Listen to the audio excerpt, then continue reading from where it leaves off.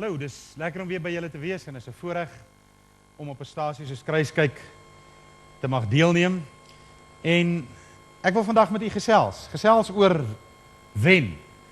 Dani Botha het jare terug 'n pragtige lied gesing en dit was 'n redelike treffer. Wenners, wenners, wenners. Nou is dit so dat in die Christelike geloof die Here Jesus plek maak vir wenners. En in die Christelike lewe is daar eintlik nie plek vir verloorders nie. Beteken dit nou dat daar nie plek is vir normale mense nie? Nee, dit beteken dat God maak van normale mense, maak hy wenners. Hy gee vir jou en my 'n resep om te wen. En ek wil hê, as jy 'n Bybel het, kan jy dit gaan naslaan, maar jy moet vandag luister as ek vir jou uit die ou Afrikaanse vertaling van die Bybel lees, uit 1 Petrus die 5de hoofstuk vanaf die 6de vers. 1 Petrus die 5de hoofstuk vanaf die 6de vers. Verneder julle dan onder die kragtige hand van God, sodat hy julle kan verhoog op die regte tyd.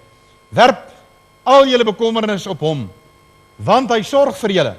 Wees nugter en waaksaam, want julle teestander die duiwel loop rond soos 'n brullende leeu en soek wie hy kan verslind.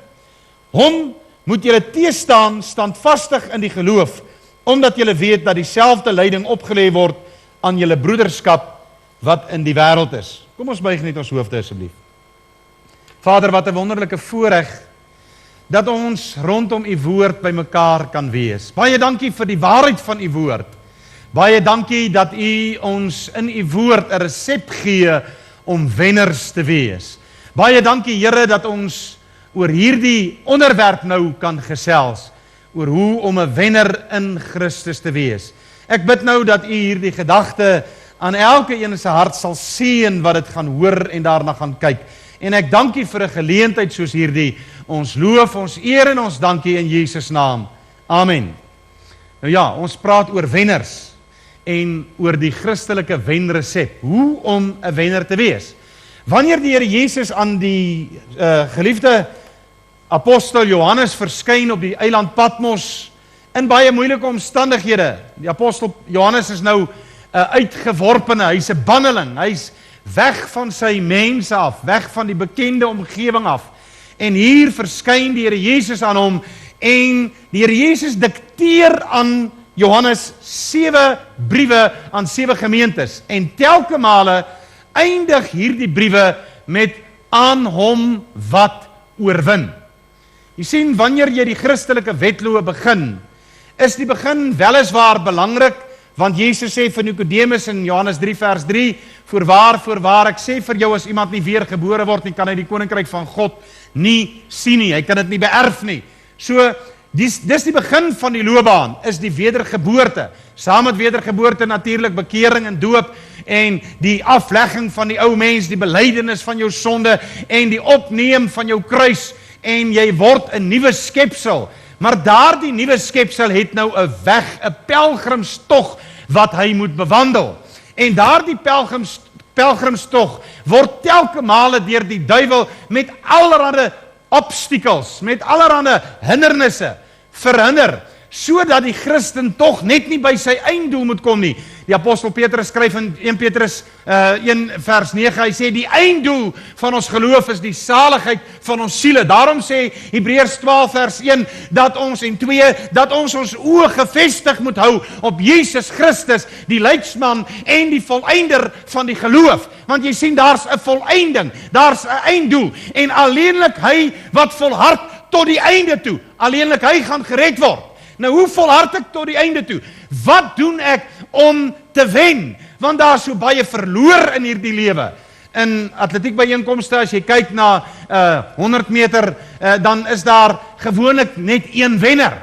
Partymal moet die kameras bepaal wie die wenner is, so naby is hulle aan mekaar. In die Christelike wedloop is dit so 'n bietjie anders. In die Christelike wedloop gaan dit daaroor of jy die wedloop gaan volëindig, soos wat ons maar gewoond is om die Comrades te kyk en te sien hoe dat mense, die wenner uiteindelik eers die lint breek en na die lang tog 'n klomp mense agter hom volg. en later sien ons na by die afsnypunt hoe dat mense poog om net in die kwalifiserende tyd klaar te maak.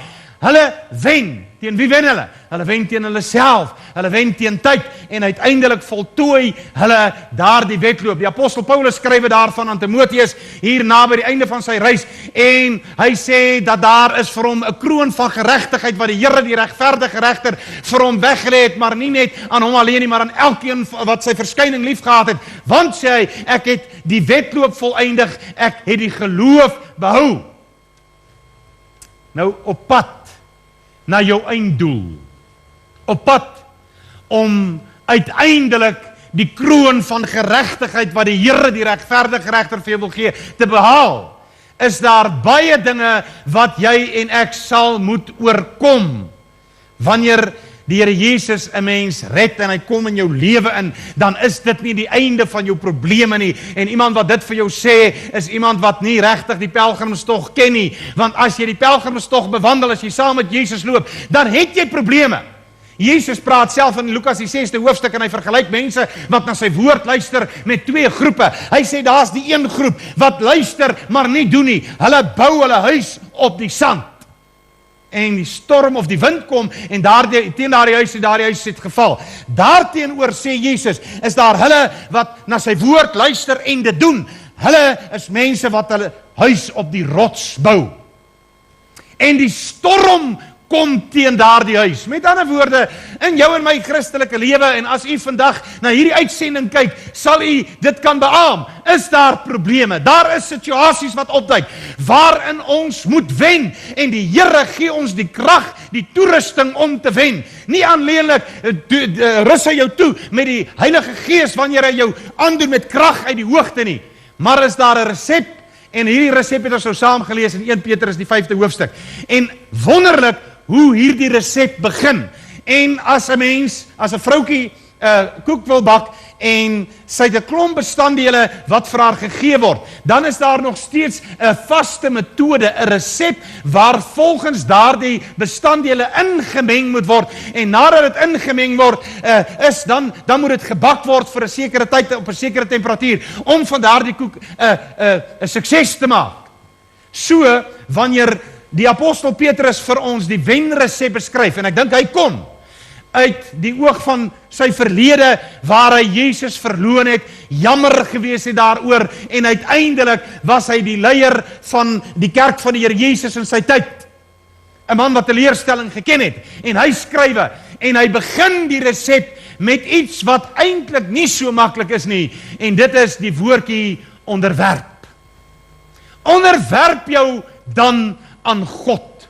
As 'n mens na die manuskripte sou gaan kyk, dan beteken hierdie woord eintlik om naby die aarde te wees. To be low, om laag te buk, om naby die aarde te wees. Jy moet jouself verneder onder die kragtige hand van God, sodat hy jou kan verhoog op die regte tyd. Jy sien, as ons lees in Esegiel, die 28ste hoofstuk, en verskoon tog Esegiel die 14de hoofstuk en Jesaja die 28ste hoofstuk, dan sien ons dat daar was 'n verheffing van 'n wonderlike skepsel van God. Hy wou homself nie onderwerp nie. Hy wou groter wees as alles en almal, en hy wou hom gelykstel met die Allerhoogste. As teenvoeter vir die duiwel, wat eenmaal die regere was met uitgespreide vlerke, wat neergewerp is op die aarde, omdat hy hom nie kon verneder onder die kragtige hand van God nie. In teenstelling met die duiwel, kom die Here Jesus, die prins van lewe. Die Bybel sê in Filippense 2, hy wat het geen roof geag het om aan God gelyk te wees nie. Jesus kon aan God gelyk wees, maar hy doen dit nie. Hy kom volgens Filippense 2 en hy neem die gestalte van 'n diensknegt aan en hy ontledig homself, hy maak homself leeg en hy onderwerp hom in gehoorsaamheid aan die wil van die Vader tot die dood van die kruis. En dis die voorbeeld wat jy en ek moet navolg. Dis die Here Jesus wat in ons moet wees. Die Here Jesus wat ons leer om onsself te onderwerp en te verneder, soos wat hy dit gedoen het. Hy's nie gebore in die koninklike paleise van sy tyd nie. Hy's nie gebore in die wonderlikste tye van hierdie aardse bestaan nie. Hy's gebore in 'n nederige krib, in 'n stal in Bethlehem. Hy ry op die rug van 'n donkie. Sy disippels is nie 'n uitgeleese gehoor en absolute mense van naam nie. Dis maar doodgewone mense soos jy en ek. En dis die voorbeeld. Nou wil ek jou sê, as jy in watter situasie ook al weer is, en jy wil 'n wenner wees, begin met die eenvoudige resep van onderwerping, van vernedering onder die kragtige hand van God. En my vriend, daar is sekerlik nie 'n beter metode om jou te verneder as juis in gebed nie.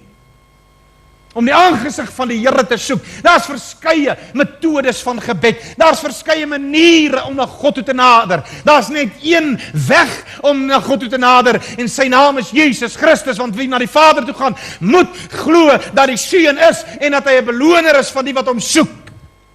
Maar as jy gaan kyk in die Bybel na 'n godsman soos Elia, en jy kyk verder in die psalms, dan sal jy sien hoe dat die psalmdigter praat, en Elia dit gedoen het, toe hy moes bid dat die aarde weer reën ontvang, toe het hy sy kop tussen sy knieë gedruk, met ander woorde, hy het gekniel voor die hand van die grote God, wat hom op die regte tyd sou verhoog. So kom die Bybel in Micha 1 vers 10, en hy sê, in bed Ofra het ek my gewentel in die stof, jy het 'n niks geword voor die aangesig van die Here. Solank ek nog hierdie groot, vol potensiaal persoon in die teenwoordigheid van die Here is, staan ek tussen my en God. Maar as ek myself kan verneder onder die kragtige hand van God, as ek myself kan laag buk onder sy kragtige hand, kan God my verhoog. Sy woord sê, hy verhoog die wat homself verneder, maar ook hy verneder die wie homself verhoog. So begin jou wen resep met onderwerping en vernedering aan God. Daarna, nadat jy jou onderwerp het aan God, sodat hy kan sien, jy wil nie 'n selfverheffing hê nie, jy's bereid om onder sy gesag te staan, onder dit wat hy oor jou gestel het, jy sy woord wil navolg, dan het jy vrymoedigheid om die volgende te doen, en ek gaan dit net nou vir jou demonstreer. En dit is, werp al jou bekommernis op hom, want hy sorg vir jou. Vriend, weet jy, dat hierdie woordjie werp is sterker as om net my laste te neem na die kruis en lade daar. Dit beteken, ek bring afstand tussen my en my bekommernis. Ek vat my bekommernis soos wat ek nou hierdie sakdoek vat. 'n Visserman sal dit verstaan. Hulle praat in Engels van cast. Hulle sit die aas aan die hoek, hulle het sinkers, en nou wil hulle hierdie aas daar in die rivier of in die dam of in die see kry, waar hulle meen die vis is, en hulle vat hierdie stok en hulle cast. Hulle gooi die aas om by die vis te kom. Engelse Bybel sê, cast your burdens upon him, for he cares for you. Nou kom die Bybel en hy sê, werp al julle bekommernis op hom, want hy sorg vir julle. Weet jy wat beteken dit? Dit beteken, jy vat jou bekommernis, en jy sê, Here, ek vat hierdie bekommernis, en ek gooi dit vir u. Ek werp dit op u. Dis wat dit beteken. Dit beteken, jy bring afstand, sodat jy nie bid, jy weet, ek kniel by die kruis, en ek laat my laste daar. En die oomblik wat ek opstaan, dan gryp ek maar weer in my ou bonneltjie, en ek sê, ag, jy weet, daar gaan ek maar weer. Laat my dink aan een van my kollegas wat vertel hoe sy oorlede pappie vir sy mammie gebid het as hy nie so lekker gevoel het nie. En dan sou hy vir haar hande opgelê het en vir haar 'n gebed gedoen het. En die oomblik as hy amen gesê het, dan vra hy vir haar, skattie, het jy 'n pilletjie gedrink? Hy vat maar net weer die probleem en hy maak dit sy eie. Nadat jy onderwerp het aan God, vat vrymoedigheid en werp jou bekommernis op hom, want hy sorg vir jou. as jy nou eenmaal jou bekommernis op hom gewerp het, dan kom daar iets in jou persoonlike verhouding teenoor God, wat maak dat die duiwel wat jou vyand is, en jou teestander is, nou moet ligloop vir jou. Jy word nugter. Die Bybel sê, wees nugter en waaksaam. As jy aan die slaap is, Jesus gebruik die gelykenis, en hy sê, as die bewoner van die huis, as die eienaar van die huis geweet het, watter uur die rower sou kom, dan het hy gewaak en gebid. Maar hy het nie geweet nie, daarom het hy geslaap. Die Here Jesus gebruik die gelykenis van 10 maagde, wat almal aan die slaap geraak het. Kan ek jou ietsie sê? Die duiwel slaap nie. Die duiwel is wakker. Hy's 'n leuenaar. Hy's die vader van die leuns. Hy's 'n mensemoordenaar van die begin af. En hy gaan vir jou en my. Hy gaan met sy hele vermoë, probeer hy om jou en my uit God se wil te kry. Hy het sy plek in die hemel verloor. Hy wil nie jou plek in die hemel gun nie. Daarom sal hy alles in sy vermoë doen om jou weg te ruk uit die genade van God. Maar weet jy wat sê die Bybel? Die Bybel sê dat Jesus daag die duiwel uit en hy sê, wie sal hulle uit my hand uitruk? Vriend, as jy hierna luister en jy kyk, sê ek vir jou, as jy geborge is in die deurboorde hand van Jesus Christus, is die enigste een wat jou daar kan uithaal, jyself, wanneer jy uitklim, maar die duiwel kan jou nie uit God se hand uitruk nie, al het hy mag, sê ek vir jou, God is almagtig, en hy het sy seun vir jou gegee, hy het die bloed van sy seun vir jou laat stort, sodat jy vergifnis en reiniging kan kry, sodat jy nie halfpad hoef om te draai nie, maar dat jy 'n wenner kan wees.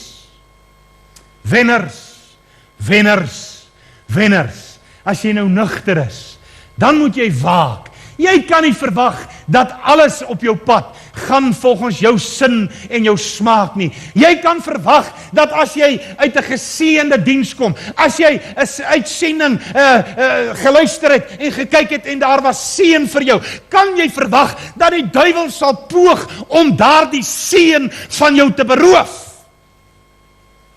Hy's 'n vyand. Hy's 'n vyand van die waarheid. Hy gaan die waarheid vir jou probeer laat lyk soos 'n leuen. En die leuen soos die waarheid. Daarom moet jy nugter wees en waaksaam. Want, sê die Bybel, en die apostel Petrus beskryf dit mooi, en hy sê, want julle vyand, die duiwel, gaan rond soos 'n brullende leeu op soek na wie hy kan verslind.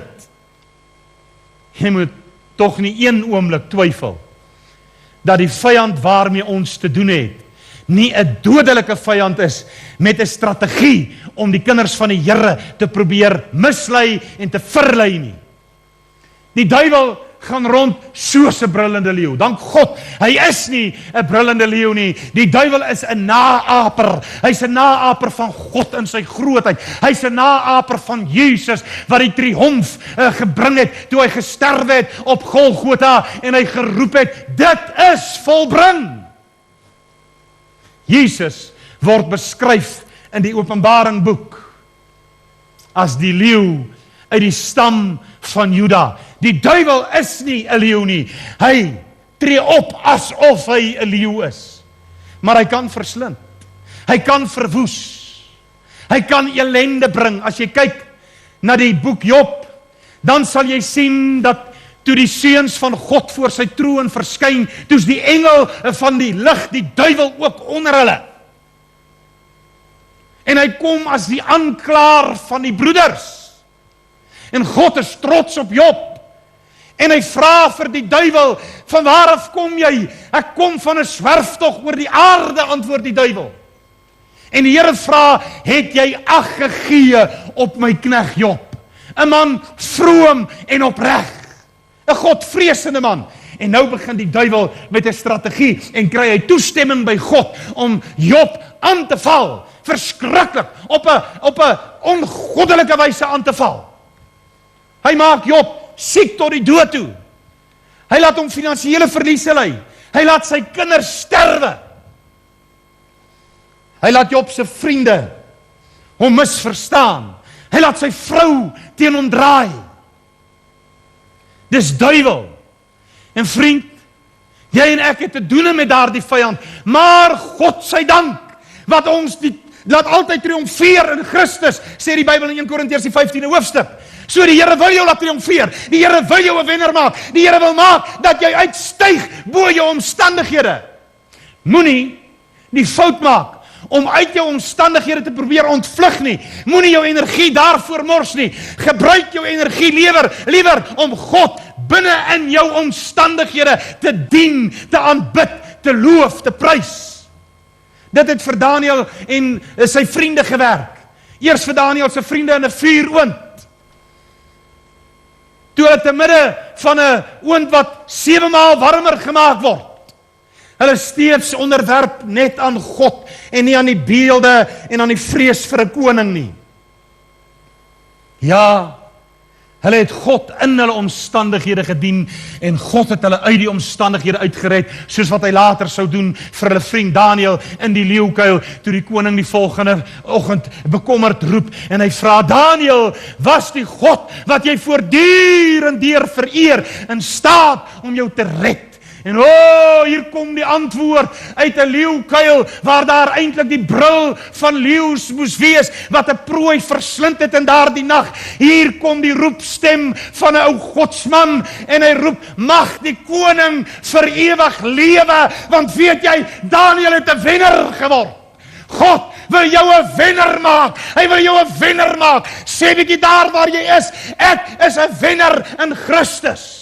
Daarom sê Filippense 4:13, ek is tot alles in staat deur Christus wat my die krag gee. My vriend, dit beteken jy is tot alles in staat deur Christus. As jy jou onderwerp het en jou bekommernis op hom gewerp het en jy nugter en waaksaam die duiwel teestaan, dan moet hy van jou af wegvlug.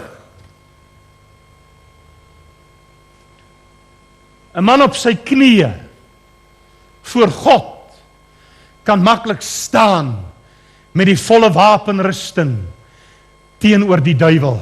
Jy moet 'n bietjie gaan kyk in Efesiërs die 6de hoofstuk oor die volle wapenrusting. Dit help nie net jy sou elke oggend manifesteer en jou beklee met die wapenrusting nie. Die wapenrusting self op sigself is wonderlik, maar as dit nie gedryf word deur te bid in die gees nie, want daardie gedeelte oor die wapenrusting maak dan ook die aanbeveling dat jy moet bid in die gees, sodat jy hierdie wapenrusting effektief kan gebruik om 'n wenner te wees. Teen wie moet jy dit gebruik? Teen mede-pelgrimsreisigers, teen ander Pinkstermense, teen mense met wie jy verskil? Nee, my vriend, jy moet dit gebruik teen die duiwel. Die duiwel is die vyand. Hy is die een wat rondgaan soos die brullende leeu. Hy is die een wat soek om jou te verslind. En dis hom wat jy moet teëstaan. Hoe? Standvastig in die geloof. Die geloof dan as 'n vaste vertroue op die dinge wat ons hoop en 'n bewys van die dinge wat ons nie sien nie, sê die Bybel in Hebreërs 11:1 en in die 6de vers, die 5de en die 6de vers sê, wanneer ons na God toe gaan, moet ons glo dat hy is en 'n beloner is van die wat hom soek. Want as jy na God toe gaan sonder geloof, behaag jy hom nie, en ons wil God behaag. So as jy 'n wenner wil wees, as jy vandag na hierdie uitsending 'n wenner wil wees, doen jouself die guns, onderwerp jou aan jou maker, praat met jou redder, besing die Here Jesus in gebed, sing 'n ou liedjie tot eer van sy naam. Vat jou bekommernis, partymal is dit mense, kinders met name. Vat jou kinders se name. Al vat jy dit in 'n sakdoekie saam, soos wat ek vir jou gedemonstreer het. En nadat jy jou onderwerp het aan God, vat daai ou sakdoekie. Of liewer dan 'n sneesdoekie, want 'n sakdoekie gaan jy weer optel en was. Vat daai sneesdoekie en gaan staan sommer so naby die asdrom en sê, Here, ek vat hierdie bekommernis en ek werp dit op U en tel dit nie weer op nie. En dan Vra jy dat die bloed van Jesus oor jou sal wees? Vra jy vir nugterheid? Vra jy dat jy die wapenrusting effektief sal kan gebruik, sodat jy kan waaksaam wees en bid God om jou geloof te hulp te kom? Daar was op 'n stadium iemand wat genesing by die Here Jesus wou hê. En die Here vra vir haar, het jy geloof? En sy sê, kom my ongeloof te hulp. Ek wil nie roem in my eie geloof nie. Ek wil vra, o Here, U ken my tye van twyfel. U ken my tye wanneer ek wil wankel. U ken my tye van menslike swakheid. Ek vra U om my te hulp te snel in daardie tye. Ek vra U om my geloof te versterk in daardie tye, sodat ek die vyand, die duiwel wat rondloop soos 'n brullende leeu, kan teëstaan, standvastig in die geloof.